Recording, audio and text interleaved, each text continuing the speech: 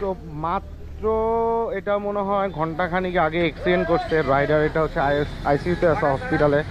So this is Yamaha Indian R15M। Handle বারের অবস্থা দেখেন কি ম্যাসিভ ভাবে অ্যাক্সিডেন্টটা গেছে। আরে BS7 রে, আরে এটা তো পুরো ঢুকে গেছে না, অয়েলও বাইরে হয়ে গেছে এখান থেকে। কি অবস্থা, এই হচ্ছে যে ক্রাউনের অবস্থা বললো।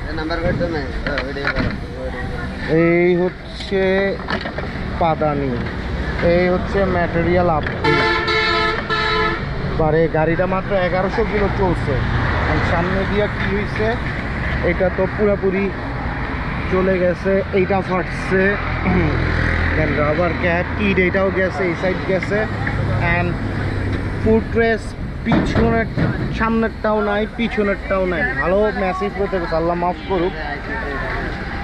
উইংলেট আর আন্ডার বেলি হচ্ছে কিড, এটা পুরোপুরি বাইরে হয়ে গেছে।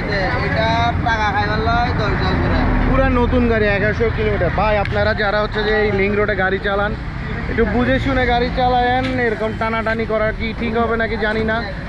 অ্যান্ড সবচেয়ে বড় কথা হচ্ছে এই যে মাত্র নতুন গাড়ি 1100 কিলোমিটার চলছে, এই গাড়ির যদি এই অবস্থা হয়ে থাকে তাহলে বুঝেন রাইডারের অবস্থা কি, আল্লাহ মাফ করুক। বাট দেখেন কীভাবে স্বপ্নটা ভেঙে গেল না, কত স্বপ্ন দিয়ে কিনছিল। শখের যাবার মনে হয় ব্যাকা হয়েছে। ওরে শালা ডিস্কো ব্যাকা হয়ে গেছে। তো মেইন কথা হচ্ছে ভাই সেফ রাইড। শখ করে হচ্ছে যে কিনছেন গাড়ি, তো এরকম পাগলের মতন রাইড করাটা ঠিক না। আর অবভিয়াসলি নতুন গাড়ি যখন কিনবেন মাস্ট এবং মাস্ট আস্তে ধীরে রাইড